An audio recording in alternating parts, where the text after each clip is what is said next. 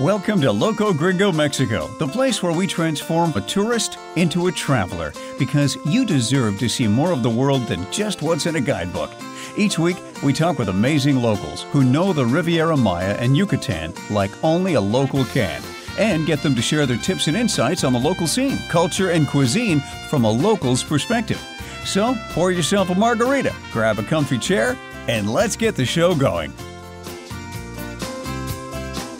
Hello everybody, this is Kay from Loco Gringo. Welcome to this week's podcast. We're going to be talking to a dynamic woman from Tulum, Heather Froeming. Heather originates from California, and she came down here thinking she was just a short trip, and she hasn't left yet. I'm very familiar with that story. But Heather has a heart for the environment, a passion for water sports, and a great story to tell. So, without further ado, my friend Heather. Hey, hi everybody, this is Kay Walton from Loco Gringo here at the Riviera Maya, and today I'm really excited to talk to my friend Heather Froeming. Hey Heather, how are you? Great. So Heather used to be, well, Heather, I forget what year, you first came to Akumal in what year? In 1998. 1998. And where did you come down from? Came from California. I just graduated college and was doing my world exploration trip, which landed me working at SEA, or volunteering there. And then we were supposed to move on around Central America, but didn't get very far. Well, let me ask you this, Heather. I mean, why the Riviera Maya? There's, you get out of college and everything. You've got the whole world at your feet. Why not Cabo, Acapulco, San Miguel Allende, or somewhere like that, Merida? Why the Riviera Maya? I actually hadn't ever even heard of it, and my friend had told me she basically worked for a family that would come down on diving trips to Akumal. And so she had made one trip with them as their nanny, and she was my best friend in college. And so after college, she's like, oh, I was thinking to go to the Yucatan Peninsula. I'd never even heard of it. And I was like, oh, that's interesting. So we started looking it up, and she was going there anyway, so I jumped on board with her. So that was our trip, and then we were planning on staying here for a bit, and then traveling through Central America. But I fell in love.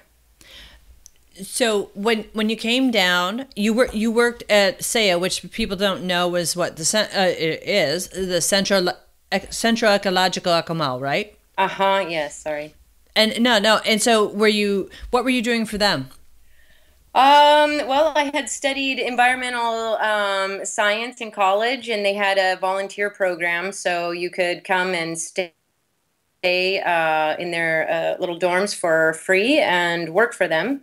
And so we started on a turtle project, and then the bay monitoring project, and kind of moved around. But they had started a recycling program very recently, just the very beginnings of it. And so my friend Katie and I kind of took that over and decided to try to make that grow a bit.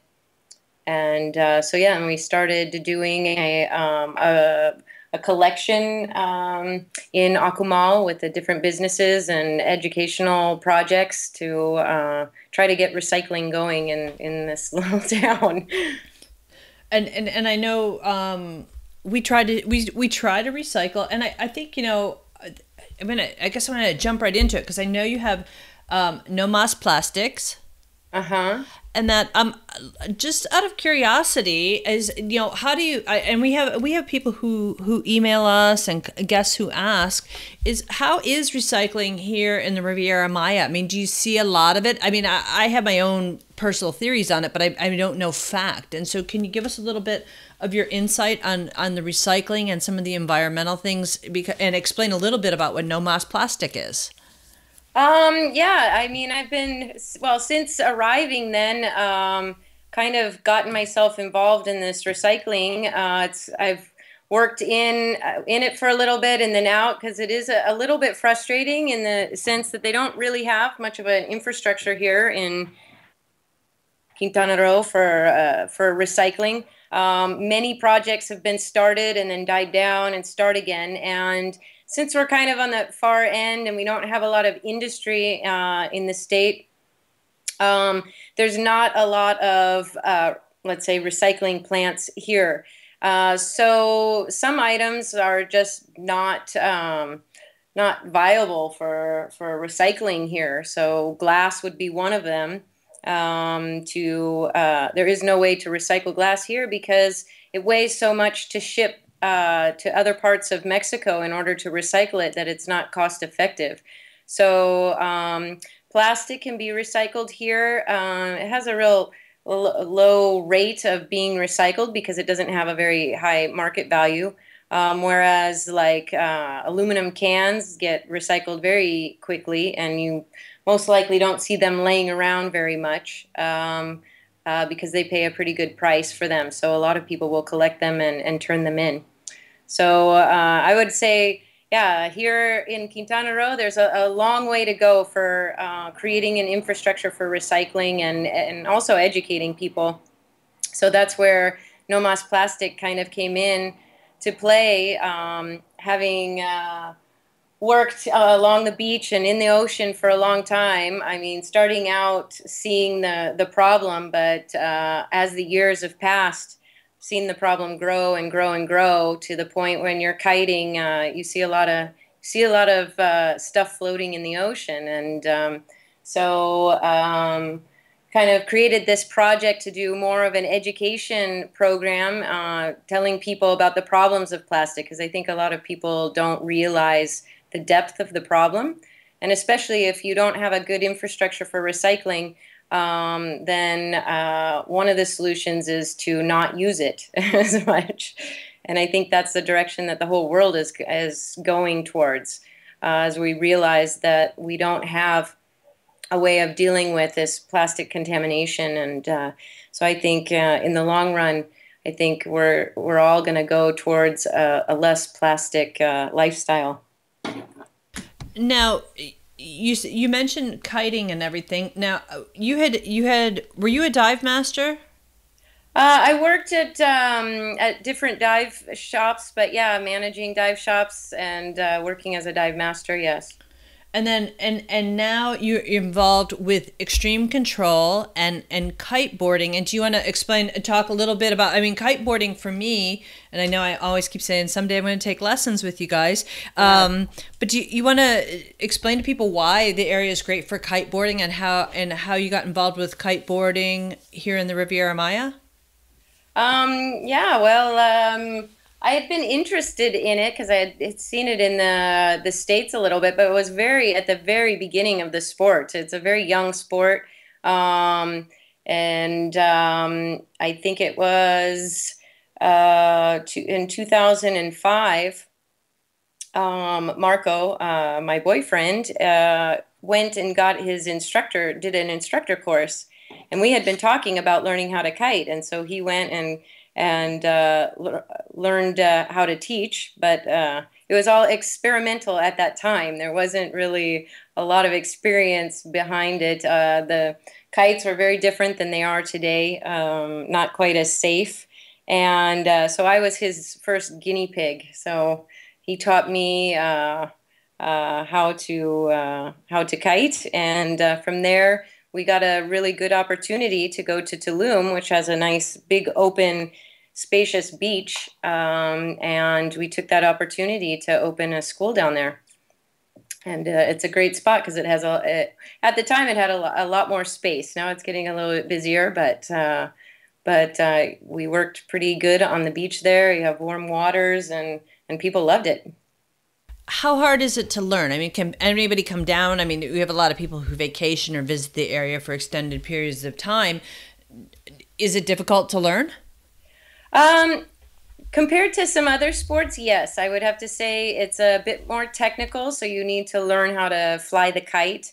And it just comes with practice. So it's kind of relative. Compared to other sports, it might be definitely more challenging. It does take a bit of patience. But the way that you progress through the course, it's really quite amazing that, at the beginning of the day, you've not had any experience flying any kite, and by the end of the day, you're able to be flying a kite and getting basically the feel of the kite and being able to control it. From there, then it's really just going into the kind of extreme control factor of it, of really understanding how the kite flies so that you can progress. But it's a little bit more technical, and it plays on your patience a little bit, but it goes quick and always entertaining. Well, I wonder now, can you do it year round, or do you have to move around? Is it a seasonal type activity? For this location, yes. And pretty much around the world, I would say it's kind of seasonal, and many kiters will travel around to different spots during the year to find the best location. So some places have great trade winds in the summer, some have better winds in the winter, and here it's kind of it's an interesting place, because let's say it's not known as a kiteboarding destination because the wind isn't very consistent here. We'll have great wind one week and maybe not the next week, or great wind for a couple of days. So it's not a consistent trade wind like some of the other kiteboarding locations, but there's so much to do. So you can bring your family, you can learn kiteboarding, and then go to cenotes and go enjoy all the things that there are to see around here. So there's a little bit for everyone, and it ends up being a great spot for learning because we have conditions that kind of test all your skills for kiteboarding. So we can have light wind where you really have to understand how to fly the kite. We have deeper water, so you have to learn how to maneuver in the water well. So doing a course here, you actually get a really complete course because you really have to understand how to fly the kite. And so going to someplace else, you have a really good set of skills under your belt when you do a course here. Now, it begs the question. So, I'm not sure if I've got what it takes to go kiteboard and everything. Now, I know there's paddleboarding, which I haven't done. Is that probably that's pretty tame, and I know it's a very popular activity. Actually, in a lot of locations now. So is that a great is that another great outdoor activity for people to get involved with easily while they're on vacation? Yeah, definitely. I mean, anyone can really jump on a board quickly, so you're not having to dedicate too much time to learning. But we do a tour in a cenote where the water is super flat, so anyone of any skill can go. We take families, and the kids jump on the boards. Depending on the ocean conditions, the same thing in the ocean, especially when we have a north wind coming in. The ocean is quite flat and a beautiful place for paddleboarding. Sometimes when it's windy, it's a great complement to the kiteboarding, because when it's windy, we've got kiteboarding, and when there's not a lot of wind, you can go paddleboarding in the ocean. So they kind of complement each other in that way. So there's different levels in, I guess, every sport. You can, for paddleboarding, if you want to just cruise and on flat water, anyone can do that. And then there's also going into, the rougher waters of the ocean and learning to surf the waves that we have here too. So there's different levels of both of them, but anyone can really jump in the same day on paddleboarding. So let me ask you this, Heather. I mean, if we look back and for the years I've known you and everything, you go from, working at the dive shop and kiteboarding, paddleboarding and everything, and your involvement in the environment with no moss plastics and everything. Is there any one thing that's like truly your passion that keeps you here in the Riviera Maya, as opposed to, You know, you didn't go. Central America's still waiting for you and stuff like that. If you ever want, and that you know, what is it? What is it about the area that just keeps you going? It's an interesting life here, I guess. I think a lot of it has to do with the variety. There's so many things to do and so many people visiting from around the world. That especially with the kite school, we meet people from everywhere. We also have some apartments that we rent, and we get people from all over the world. So it's really, you kind of travel just being here. And Tulum is a very interesting place. It's evolving, so it's always curious to watch how it's kind of changing. But I mean, deep down, I think I really have a love for the environment and the jungle and the ocean and the beauty of the place. It's hard not to. So and that, I think that's definitely what keeps me going here, and especially with the environment. You know, I have kind of a feeling of responsibility of doing something to try to maintain the health of the environment here, especially after having worked here and using the resources as you know, a part of the job. I feel it's my responsibility to try to give back and hopefully, you know, keep the integrity of the environment going here in the face of lots of development. I know, you know, and the development is always, as I've talked to people throughout the podcast, and that the development seems to crop up into the issue, and it's not that whether or not it will happen, because it will. It's just a question of what can we do to help on a sustainability and a protection basis. Exactly. You know, have you traveled a lot in Mexico? Do you have another spot, you know, where you would say, hey, you know, I really like this spot, or it's one of my favorite places to go to? Or is your heart really, you know, you just find nothing more magical than Tulum and the Riviera Maya? I think that traveling around Mexico is amazing. I obviously haven't been to all the places, but everywhere I end up going, I usually am pretty surprised and blown away by the beauty. Just traveling down, I mean, we have so many places close to here too. So, you know, day trips, weekend trips, a week trip, traveling down the coast to Mahahual and Ixcalac and Bacalar. There's so many places close that are spectacular as well. And I think, you know, we go up to the north coast of the Yucatan a lot as well for kiting. The kiting conditions are really good along the coast there. So we've been going to El Cuyo a little bit more, and different locations along the coast there, kind of exploring. So there's definitely a ton of places that are just as interesting. Although I think once you set your roots down, that we have our roots here in Tulum and the Riviera Maya, it's hard to leave. No, I mean, I find it hard to leave when you live in a place that's just as beautiful as Riviera Maya.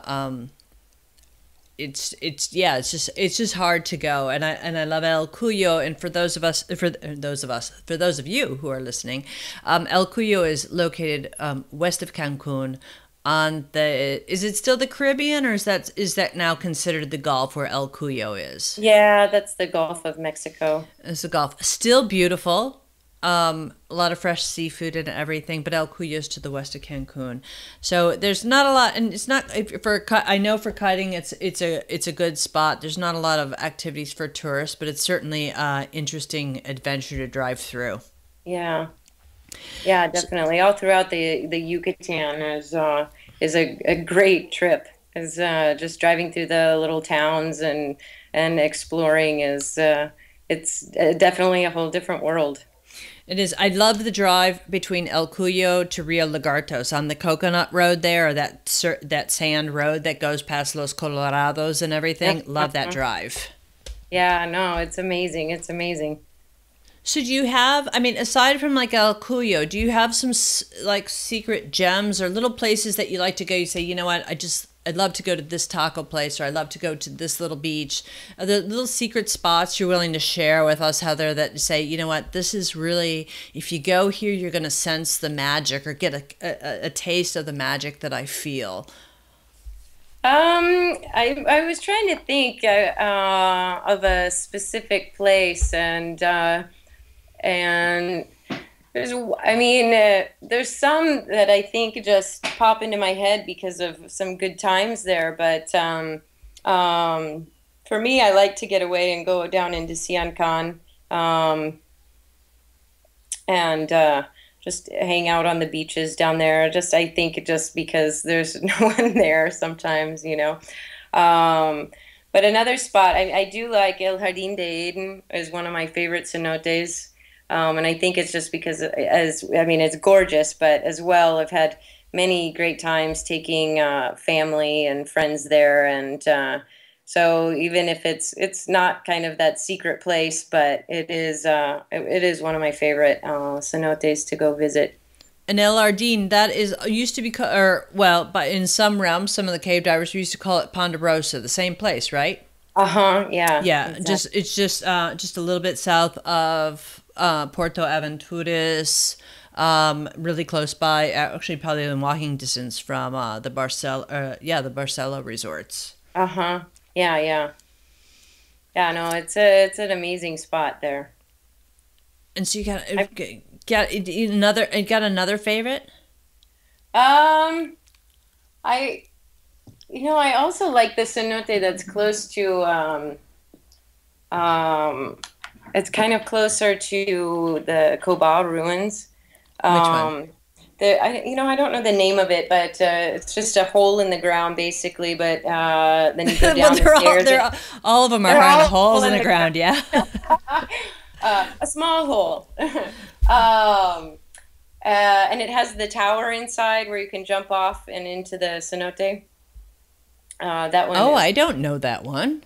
yeah, it's quite nice.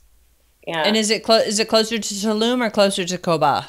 No, it's after Koba. So when you're in Koba, you go around the lagoon and you go up this little road. You just follow the cenote signs, and then there's one that has this tower inside, and it has three platforms. And I mean, they're all very tall, actually. I don't know exactly how tall. I've always tried to estimate. I think the tallest one is probably 30 feet. And then you Ooh. jump off. You're all in the room, and then you jump off into the cenote from there. And I think is it on the right side of the road if you're taking that road from Koba and you continue on, is it on the right?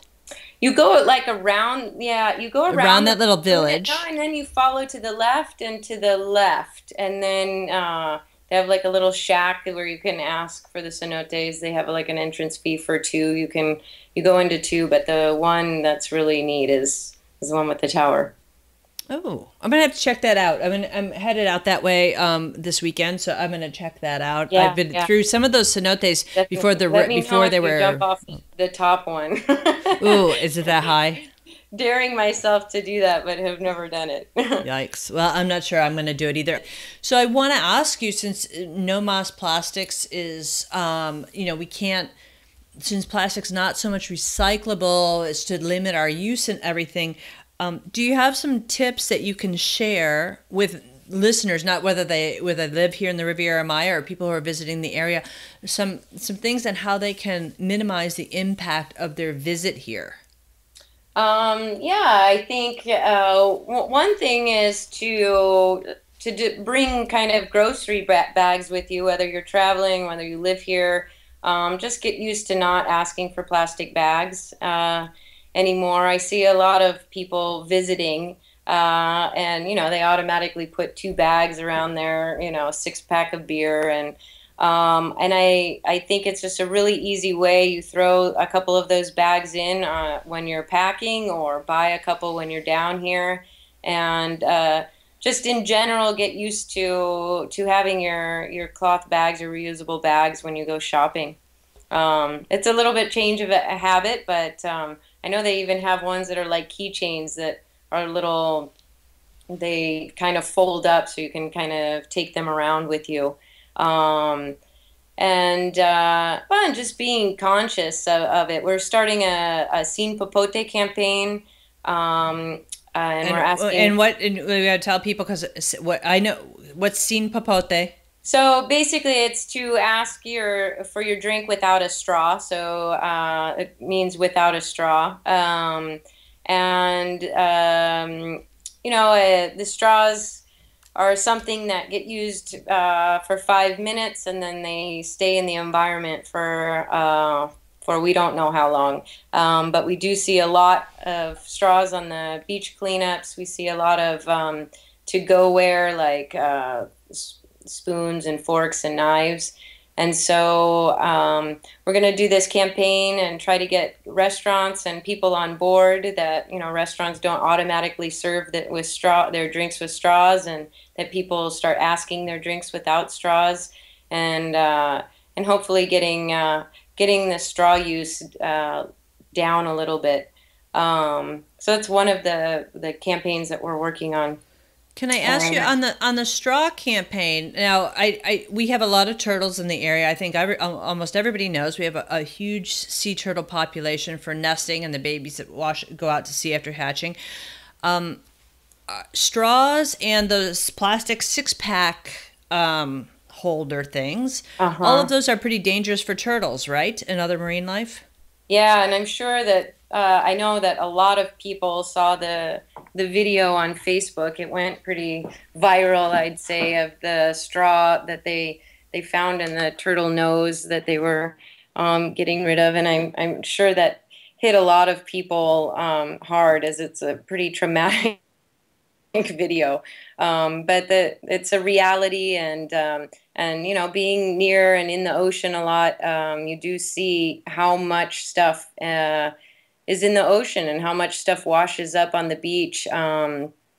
We're starting to do monthly beach cleanups as well, to try to get people to see the depth of the plastic problem on the beach, because usually as you're walking down the beach, you don't really notice, you see a bottle there or something, or the big pieces. But when you sit down and you start to sift through the sand, you start to realize that the sand now has become little pieces of plastic. And so it becomes extremely dangerous for the animals, as they're not able to really eat anymore, forage, and it's so integrated in the whole environment now that it's almost nearly impossible to clean. So as a solution, I mean, cleaning is maybe a little bit of a Band-Aid, but we're really trying to educate people to reduce, and even when they're on vacation, because I know that a lot of times, your vacation, you don't want to be thinking about a lot of those things, but kind of following through with like the ecotourism idea and taking care of this beautiful place. We're trying to get travelers and people who live here alike on board with these campaigns. Now, aside from plastics, are there some other things that you can recommend? Is biodegradable sunscreen? I mean, you guys do a lot of aquatic sports. Do you recommend biodegradable sunscreen as well? For sure. And I know that a lot of cenotes, they don't want you to put any sunscreen on. And I think going to Casa Cenote, where we do our paddleboarding tour, sometimes you can actually even see that little film of oil in the water when you have a lot of people going in. So all of that does affect the water in the cenotes as well as in the ocean. So, maybe bringing a long sleeve rash guard instead when you're going to be out in the sun for a long time, and a hat. And also, yeah, definitely if you're doing sunscreen, biodegradable sunscreen. I know a lot of people come from colder environments, and the sun is strong here. No, they're all really, really great tips.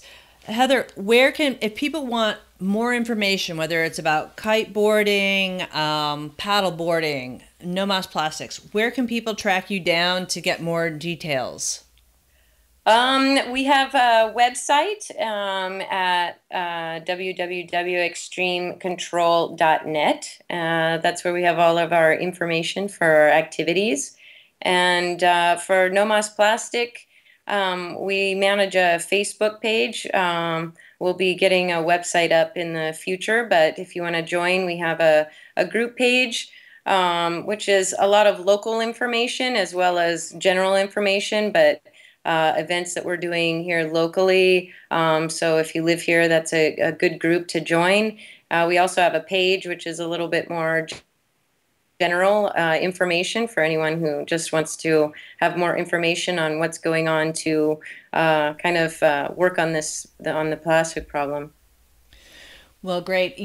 Please, and put this invitation out there, is that if there's beach cleanups, or if No Mas Plastic has events, we invite you to send us that information over to Loco Gringo. We'd love to promote it and get that information out to our guests, and people who are looking to us as a resource for information for the Riviera Maya and Yucatan. So really, we welcome any opportunity we can to help support the work that you guys are doing for the environment and to help kind of preserve a place that we love very much. Definitely. Well, thank you very much. Well, great. Heather, thanks. Hey, I hope to see you. It's funny. I think I sound like a broken record, people who hear me on these podcasts, because I'm always like going, we never see enough of each other, which is really true. We see each other at birthdays or baptisms or weddings and stuff like that. But I hope to run into you in the not so distant future. And we can share a beer or a cup of coffee, which would be great. And I always threaten that I'm going to come out and learn how to kiteboard, and I just never make the time. Yeah, you definitely have to come down. You have to come down and visit us. We have our location at Viento del Mar, so I hope you can maybe make it. Okay, Viento del Mar. Now that we're out of high season, it's definitely a possibility. And so thanks so much for your time. Tell Marco I said hello, and we look forward to keeping in touch with you guys. And please just let us know if we can do anything for you all. And thanks for everything you do for the environment with No Mas Plastics, Heather. We really appreciate it. Oh, well, thank you very much.